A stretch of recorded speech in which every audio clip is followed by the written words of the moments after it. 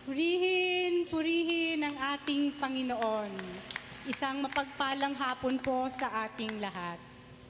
Good afternoon po.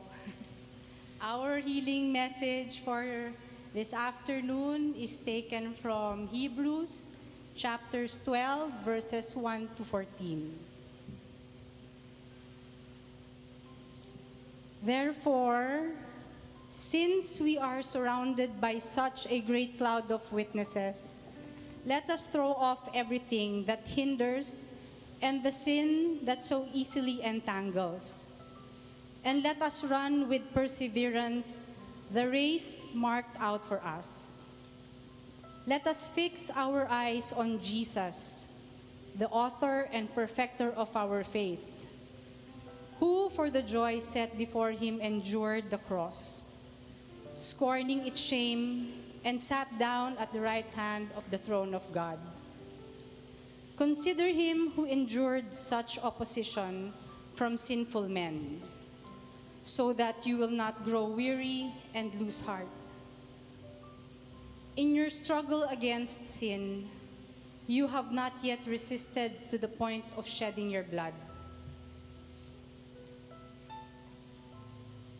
And you have forgotten that word of encouragement that addresses you as sons. My son, do not make light of the Lord's discipline, and do not lose heart when he rebukes you, because the Lord disciplines those he loves, and he punishes everyone he accepts as a son. Endure hardship as discipline. God is treating you as sons. For what son is not disciplined by his father? If you are not disciplined, and everyone undergoes discipline, then you are illegitimate children and not true sons. Moreover, we have all had human fathers who disciplined us, and we respected them for it. How much more should we submit to the Father, our spirits, and live? Our fathers disciplined us for a little while as they thought best. But God disciplines us for our good, that we may share in His holiness. No discipline seems pleasant at the time, but painful. Later on, however, it produces a harvest of righteousness and peace for those who have been trained by it. Therefore, strengthen your feeble arms and weak knees. Make level paths for your feet, so that the lame may not be disabled, but rather healed. Make every effort to live in peace with all men and to be holy. Without holiness, no one will see the Lord. Glory to God, glory to Christ Jesus.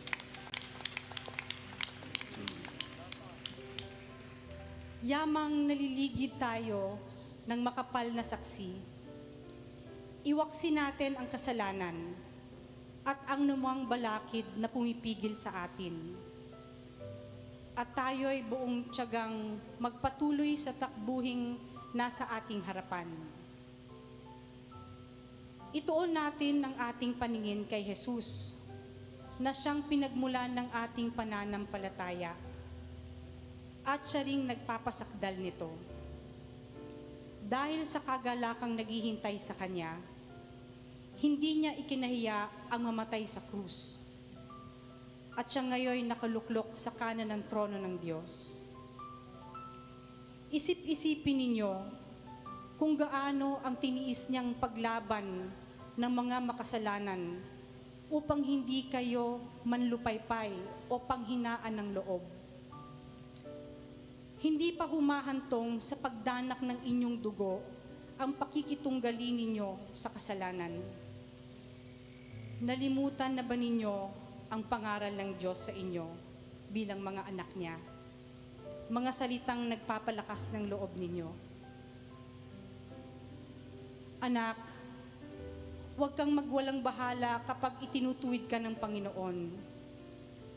At huwag panghinaan ng loob kapag ikaw ay pinarurusahan niya. Sapagkat pinarurusahan ng Panginoon ang mga iniibig niya at pinapalo ang itinuturing niyang anak. Tiisin ninyo ang lahat bilang pagtutuwid ng isang ama, sapagkat ito'y nagpapakilalang kayo'y inaari ng Diyos na kanyang mga anak. Sinong anak ang hindi itinuwid ng kanyang ama? Kung ang pagtutuwid na ginagawa sa lahat ng anak ay di gawin sa inyo, hindi kayo tunay na anak, kundi mga anak sa labas. Tangi sa riyan, pinarurusahan tayo ng ating mga ama sa laman, at dahil dito'y iganagalang natin sila. Hindi ba lalong nararapat na tayo'y pasakop sa Diyos na ating Ama sa Espiritu, upang mabuhay tayo? Sa loob ng maikling panahon, itinutuwid tayo ng ating magulang ayon sa inaakala nilang mabuti. Ngunit, itinutuwid naman tayo ng Diyos sa ikabubuti natin upang tayo'y maging banal tulad niya. Habang tayo'y itinutuwid, hindi tayo natutuwa, kundi naghihinagpis. Ngunit, pagkaraan niyon, lalasap tayo ng kapayapaang bunga ng matuwid na pamumuhay. Kaya't, palakasin ninyo ang inyong lupaypay na katawan at tipunin ang nalalabi pang lakas. Lumakad kayo sa daang matuwid upang hindi tuluyang mapilay, kundi gumaling ang paang nalinsad. Magpakabanal kayo at sikaping makusundo ang inyong kapwa, sapagkat hindi ninyo makikita ang Panginoon kung hindi kayo mamumuhay ng ganito. Ang salita ng Diyos.